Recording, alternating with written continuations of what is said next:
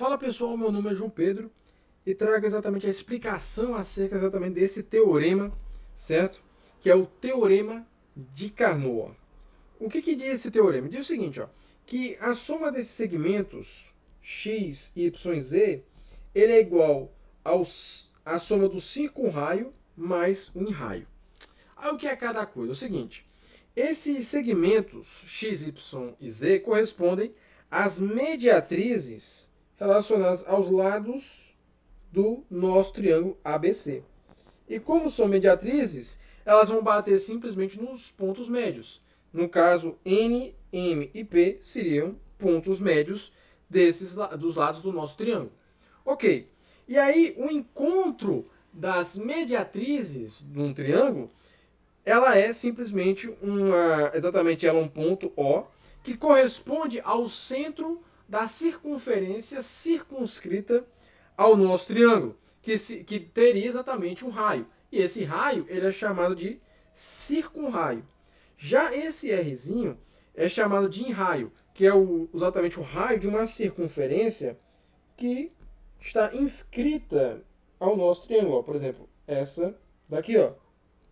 Beleza? Seria mais ou menos assim. Ela teria simplesmente um raio que seria esse enraio. E aí a ideia do teorema é eu relacionar a soma dessas medidas com esses dois raios. E a pergunta é, como é que eu posso obter isso daqui? Ó?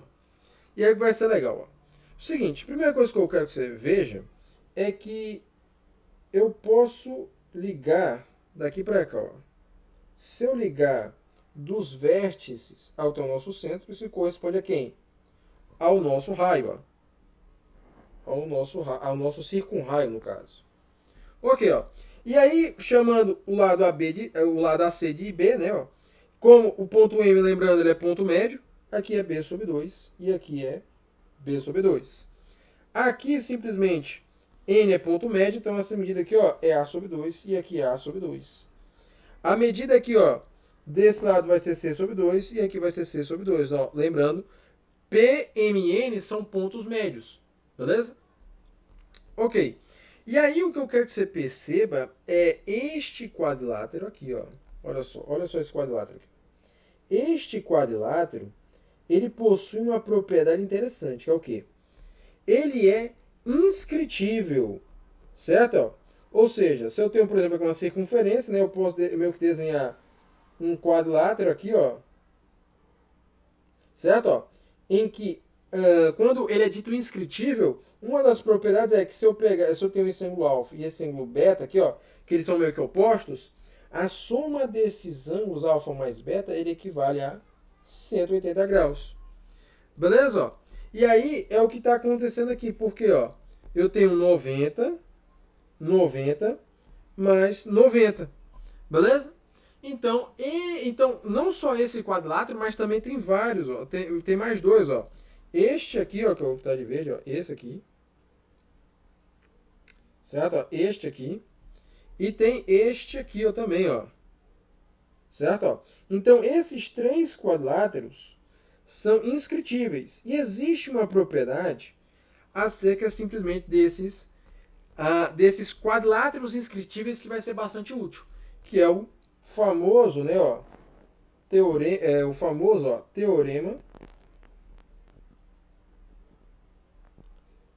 de Ptolomeu. Certo? Ó? O que diz esse teorema? Ele diz que se eu tenho deixa eu pegar aqui uma circunferência. Ó. Se eu tenho uma circunferência e aí eu tenho um quadrilátero inscritível, certo? Ó? Aqui eu vou chamar A, B, C e D. Ó. Se eu tenho aqui X, Y, Z e W. E aí eu vou pegar a medida das diagonais, ó, que eu vou chamar de P e aqui eu vou chamar de Q. Ó. Essas aqui são as diagonais do nosso quadrilátero, certo? Ó, que é inscritível. O que diz o teorema de Ptolomeu? O teorema de Ptolomeu diz que se eu pegar a soma do produto entre os lados opostos, ou seja, se eu pegar x vezes y e w vezes z, esta soma é igual ao produto entre as diagonais, que é PQ. Beleza? Ó? Então, basicamente, é este aqui o teorema de Ptolomeu. Beleza? Que vai ser bastante útil, certo? Ó, só que aí tem um detalhe. Qual é o detalhe? O detalhe é que eu precisaria, então, achar quem é essa diagonal aqui, ó. Só que essa diagonal aqui, ó, ela é muito fácil de encontrar ela. Por quê? Porque o que ela representa, pô? É aqui eu estou ligando um ponto médio a um outro ponto médio. Quando tem a ligação entre um ponto médio a outro, isso confere a base média, né? Ó? É a base média aqui do nosso triângulo ABC relacionada a que base? A base AB, ó. Tá aqui ó, a esse trecho, NM, certo? Ó? Que é base média porque é a ligação entre dois pontos médios. E aqui, ó, no caso, seria a base média de AB. Ah, tá. E quanto que é AB? AB é C. E a base, exatamente MN, que é a base média, corresponde à metade. Ou seja, é C sobre 2. E aí esse mesmo raciocínio eu posso fazer ao ligar de P até N. Certo? Ó, PN seria a base média relacionada a que base? A base AC, que vale B. Então aqui seria B sobre 2. E se eu ligar de P até M, seria simplesmente A sobre 2, porque corresponde à base média relacionada à base BC, que vale A. Certo? Então, olha só, eu tenho 3 quadriláteros em que eu tenho simplesmente os lados e eu tenho as diagonais. Então, eu posso perfeitamente o quê? Usar o Ptolomeu. Certo? Ó? Então, vamos usar Ptolomeu nesses três quadriláteros aqui. Ó. Então, simplesmente eu vou pegar esse aqui da... Vou pegar esse aqui, ó, e dar... E não, eu vou tirar isso aqui, ó, não tem problema não, vou tirar. Certo? Ó, já, tu já sabe, né, o que é o teorema de Ptolomeu. Então aqui eu vou pegar para o primeiro quadrilátero o seguinte, ó.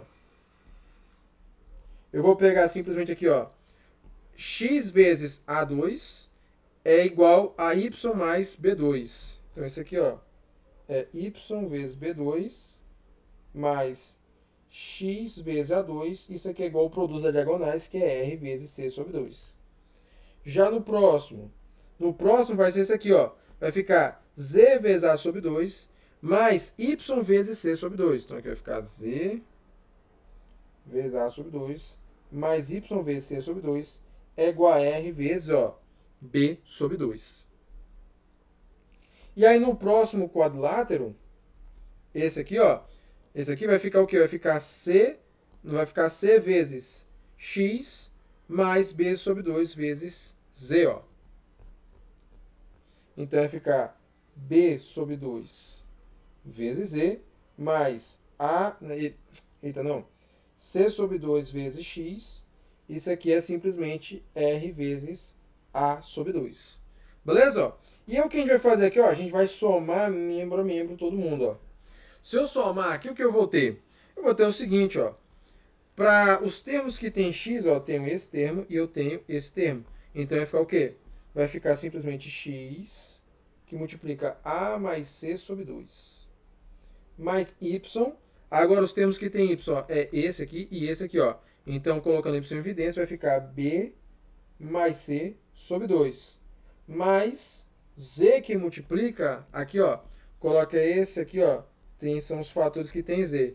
Vai ficar A mais B sobre 2. E aí, quando eu somar agora desse lado, vai ficar o quê? Vai ficar R, que multiplica, ó, AB mais C, tudo sobre 2. Pronto, ó. Isso aqui, ó, vai ser bastante útil. Porque agora a gente pode fazer a gente pode desenrolar isso aqui, ó. Deixa eu pegar isso aqui e jogar na outra página. É o seguinte. Então bora melhorar isso daqui, ó. A gente pode utilizar o semiperímetro, certo? Ó, o semiperímetro do nosso triângulo. O que é o semiperímetro? O semiperímetro é esse aqui, ó. P é igual a AB mais C sobre 2, ó. É o semiperímetro. E aí, a partir disso daqui, que eu posso escrever? Eu posso escrever que 2P é igual a AB mais C. Então, daqui o que eu posso fazer? Eu posso simplesmente escrever o seguinte, que 2P menos A é B mais C. 2P menos B é igual a A mais C. E 2P menos C é igual a A mais B, ó. Então, que tal a gente pegar isso aqui tudo, ó, e jogar aqui, ó.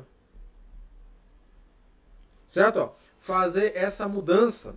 Então, quando eu fizer isso, o que vai acontecer? Vai ficar x, que multiplica 2p sobre a, dividido por 2, mais y, que multiplica... Eita, não. Não. Vai ficar 2p, né? Eu errei aqui, ó. Aqui é simplesmente a mais c, né? Então, aqui vai ficar 2p menos b sobre 2, mais y.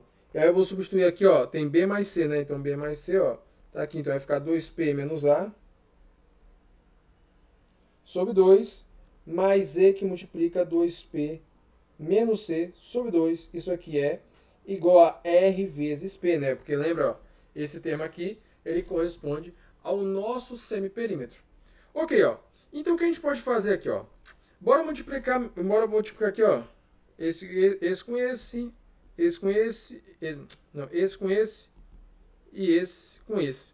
Aí se eu fizer isso, eu posso simplesmente fazer o seguinte, ó. Vai ficar x vezes 2p, mais y vezes 2p, mais z vezes 2p, tudo dividido por 2. E aí eu posso dividir o 2 com 2, então vai ficar o quê? Eu posso botar simplesmente o p evidente, então vai ficar x mais y mais z. E aí do outro lado que vai ficar agora x que multiplica esse b, e esse y que multiplica esse a, e esse z que multiplica esse c vai ficar assim, ó. Eu posso botar um menos em todo mundo, porque todo mundo vai ter menos. X vezes a sobre 2, mais y, não, vezes b, né, ó. E aqui, ó. B sobre 2, y que multiplica a sobre 2, mais z vezes c sobre 2. Isso tudo é igual a RP. E aí eu quero que você perceba o que isso aqui está me representando. Ó. Isso daqui representa a área do triângulo ABC. Como assim, ó? Vamos pegar aqui, ó, essa expressão aqui, ó. Ó, se a gente pegar ela, perceba, ó, esses triângulos aqui, ó, esses triângulos aqui dentro, vou botar esses triângulos aqui, ó, vou botar dessa aqui, ó. Esses triângulos aqui, ó, BOC, AOC e ABO, eles são todos isósceles, que tem simplesmente dois lados iguais, que é o circunraio. Ok. E aí perceba o seguinte, ó. Se eu pegar x vezes b sobre 2, o que isso aqui representa? Ó? Ó, B ele representa a base do triângulo AOC. Ó. E x representa a altura do triângulo AOC. Então esse cara representa a área do triângulo AOC. Já este cara aqui representa a área do triângulo BOC. A área desse triângulo aqui, ó. Certo? Ó, já que a base é A e a altura é Y. E este aqui, ó, representa a área do triângulo AOB, ó. Certo? Ó, já que aqui vai ser simplesmente a base C e a altura vai ser Z. Certo? Ó, a base vai ser C e a altura vai ser Z. Então, eu estou somando as três áreas desses triângulos.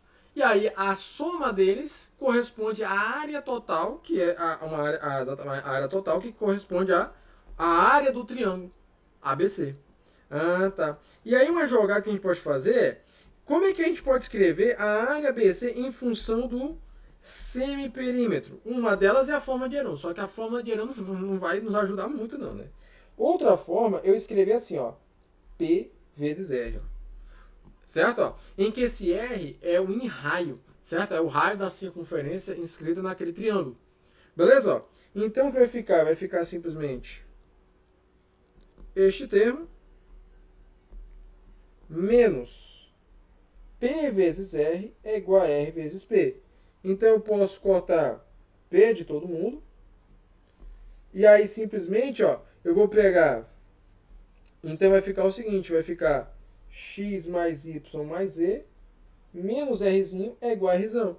Então eu vou pegar esse rzinho e vou passar para o outro lado. Ó.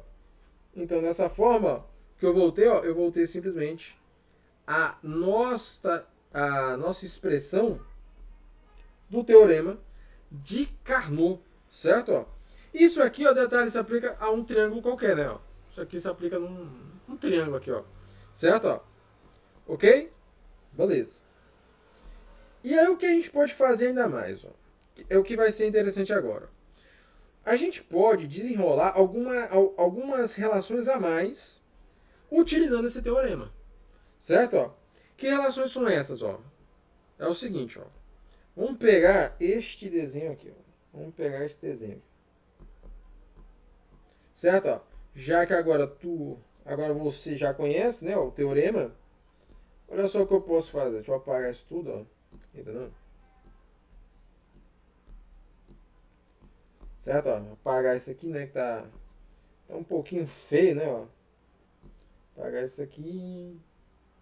Apagar isso aqui. Eita, pelo sumiu com tudo. Pronto, ó. Deixa eu apagar isso aqui, ó. Pronto. Aí o que vai me interessar vai ser esses raios aqui, ó. Certo? Ó, aqui é 90, né? Aqui é 90. Aqui é 90, né? 90, 90, 90, 90. Beleza. Aí o que a gente pode fazer aqui? A gente pode achar uma forma trigonométrica, certo? Desse teorema. Certo? Ó, como é que a gente vai achar essa forma trigonométrica? Ó? É o seguinte. Aqui é y, né? Aqui é x, aqui é z. A gente vai utilizar um fato que é acerca de ângulos na circunferência, que é o quê? É o caso em que eu tenho o seguinte. Eu tenho uma circunferência aqui, ó. E aí eu tenho eu tenho simplesmente isso aqui, ó. Eu tenho aqui o nosso ângulo central, que vale um gama. E este ângulo aqui inscrito, ó. Este ângulo corresponde à metade do ângulo central, certo? Ó, que é gama sobre 2, beleza? E utilizando esta propriedade, olha só o que a gente pode obter. Beleza? Ó. Aí se eu quero relacionar alguma forma trigonométrica com exatamente as nossas medidas, eu vou procurar achar quem é o cosseno deste alfa aqui, ó.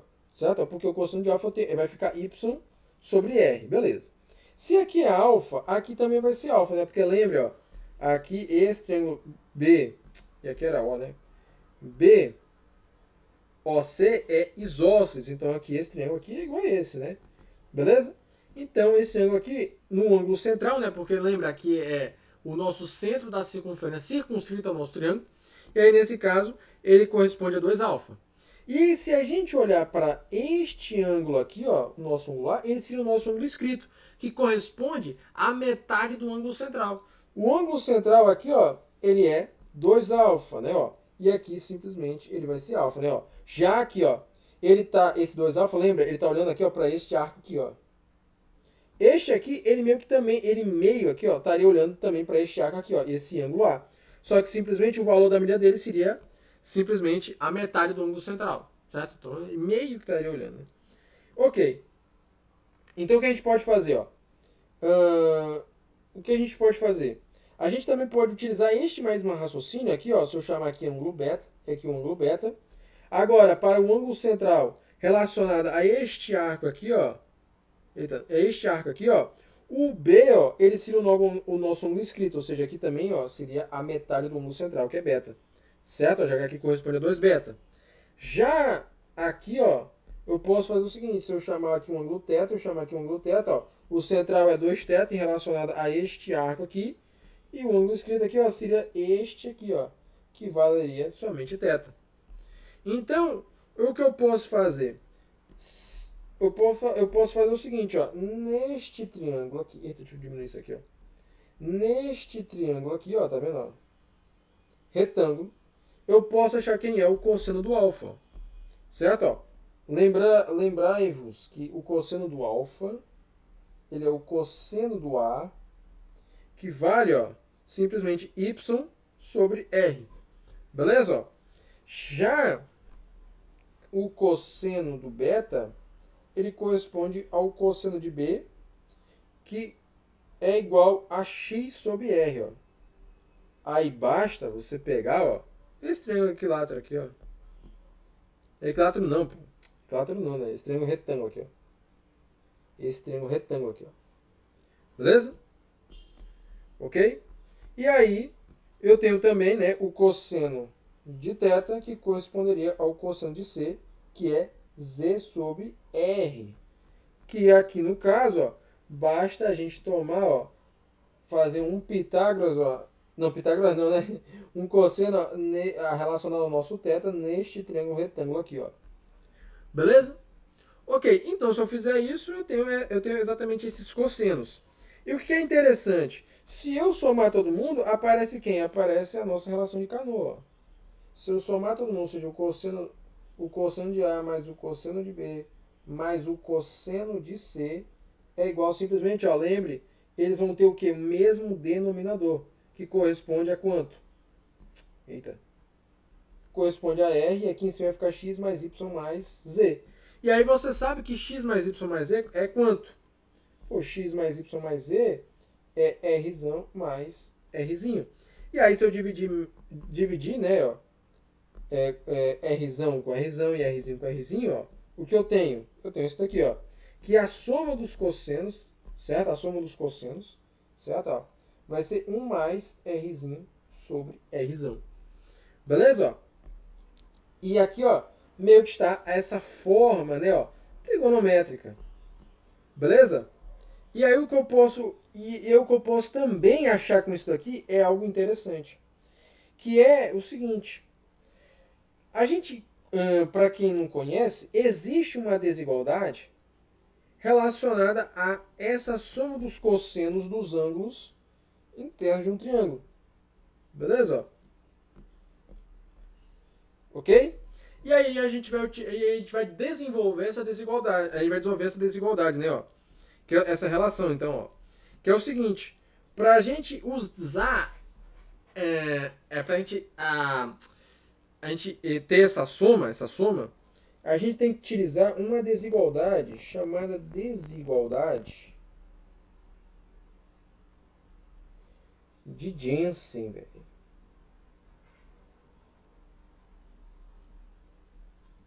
Beleza? Ó, a gente vai ter que utilizar aqui a chamada desigualdade de Jensen. E a desigualdade de Jensen ela é aplicada para funções convexas e funções côncavas. Beleza? E aí vamos entender o seguinte, ó. Vamos entender o que é isso. Ok. Então, o primeiro ponto a entender é o seguinte: a gente vai ter que relacionar aqui a função em questão. A função. Certo? Ó. Como aqui eu tenho uma soma de cossenos, eu vou pegar então a função cosseno. Ok? Ó. Beleza. Então eu vou pegar aqui, ó. Vou pegar aqui a função. Vou escrever assim, ó. Tá melhor assim, ó. A função cosseno, ó. E aí eu vou escrever o gráfico dela aqui, ó. O gráfico dela vai ser mais ou menos assim, ó. Beleza? Em que esse ponto seria quando ele tiver igual a π, e aqui seria π sobre 2, né? Ó. Aqui seria 1 e aqui seria menos 1. Seria mais ou menos assim. Certo? Ó, o gráfico da função cosseno. Ó. Então, deixa eu botar aqui, ó. Y é igual a o cosseno de x. Beleza? Ok, ó. E aí, simplesmente o que eu teria? Eu teria o seguinte, ó. Para eu saber se a função ela é convexa ou se a função é côncava, eu tenho que verificar como é que as retas tangentes exatamente ao nosso gráfico. Ó. As retas tangentes simplesmente... Eita, eu diminui isso aqui. Ó. As retas tangentes, se elas estiverem acima do nosso gráfico, ó,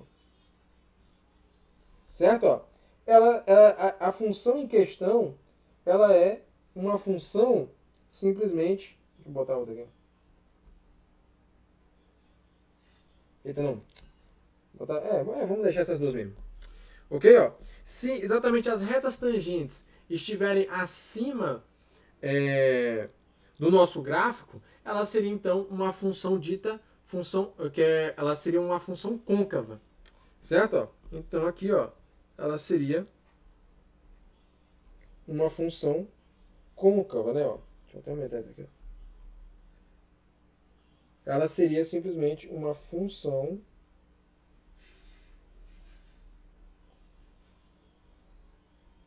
côncava. Beleza? E aí a desigualdade de Jensen diz o seguinte, quando eu tenho funções côncavas. Eu tenho que o f de A mais o f de B mais o f de C tudo dividido por 3, né, ó, porque eu tenho simplesmente 3 cossenos, né, eu tenho o cosseno de A, tenho o cosseno de B, tenho o cosseno de C. Aí, no caso, por exemplo, se tivesse N termos, aqui eu teria dividido por N. Isso aqui é menor ou igual que o f de A mais B mais C sobre 3.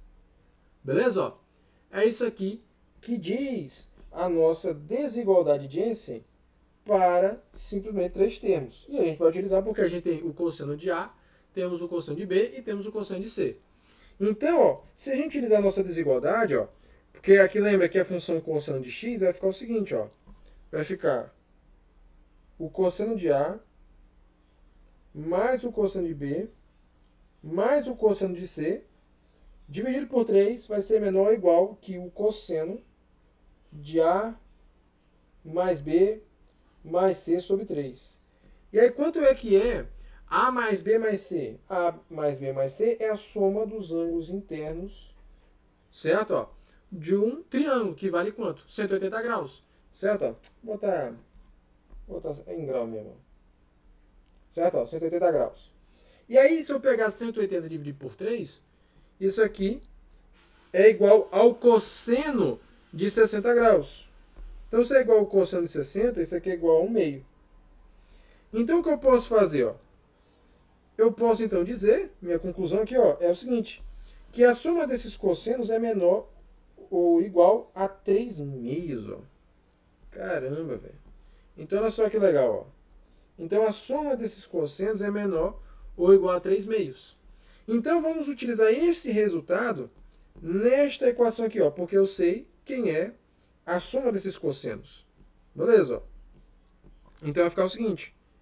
1 mais Rzinho sobre Rzão vai ser menor ou igual que a 3 meios. Aí, se eu passar esse 1 para o outro lado, vai ficar Rzinho menos Rzão, dividido aqui por 3 meios menos 1, né, ó. Vai ficar 1 meio, né? Então, eu posso concluir então, que Rzinho sobre Rzão é menor ou igual que 1 meio, né? Então, se eu simplesmente fizer o nosso meios pelos extremos, eu concluo que Rzão é maior ou igual a que 2R. E isso aqui, ó, é chamado de desigualdade de Euler. Certo? Ó? Então, olha só que resultado interessantíssimo que este teorema consegue nos dizer. Ó. Isso aqui é a chamada desigualdade de Euler, né? De Euler, né? De Euler. Certo? Então, basicamente foi esse o vídeo.